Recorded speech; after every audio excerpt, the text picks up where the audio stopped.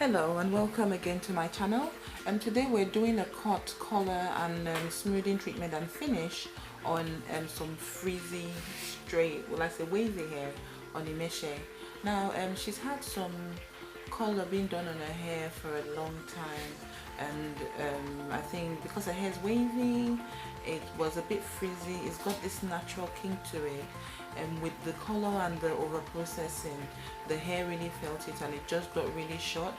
So we're going back on that now. We've cut off all the dead ends and we're deciding not to lift color like when you're lighting. Instead we're going to deposit color. So we used I think it was an ash blonde tone I've put all over, but we're not lifting color at all. We're trying to fill in those gaps, you know, in the hair that's been caused by over processing. So did a smoothing treatment, something to sort of regenerate the bonds in her hair and give it some moisture. So after that we're now doing some straightening. Always remember that before straightening you need to use heat protectors, but most of the products I used anyway had heat protectors. I used leave-in detangler to start with, which has vitamin E and jojoba oil and some detanglers, but just something to start the hair off on. Is water-based. Then I used the unique one treatment, which is put on when it's wet as well. And I also used what was the last thing I used now? I'll put everything in the description box. I can't remember everything now, but then it's like I doubled up on the heat protection.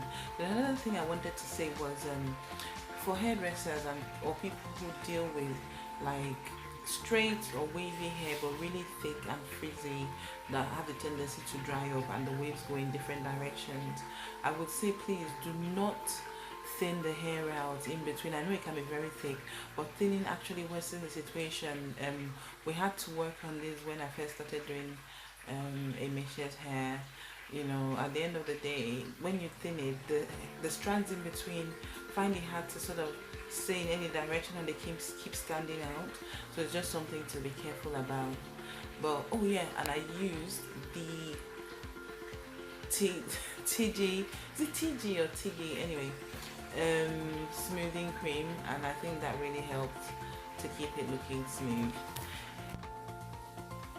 And another thing with this sort of hair type, normally straight or wavy hair do not want a lot of oil or product, but because her strands are really porous from like the processing and the lightening, if it has no oil or you know no, I wouldn't say just moisture, but maybe a serum, a tiny bit of oil, it helps to just settle her strands down. If not, they're too light and they still come out frizzy.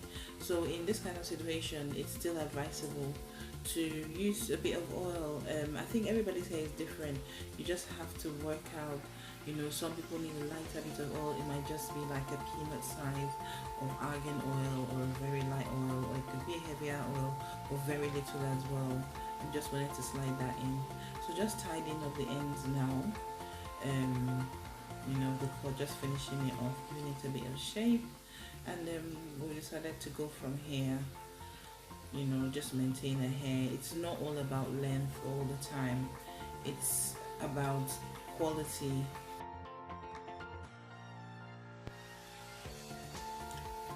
So I'm just finishing it off now with the straighteners, just taking the straighteners through, giving the ends a bit of shape.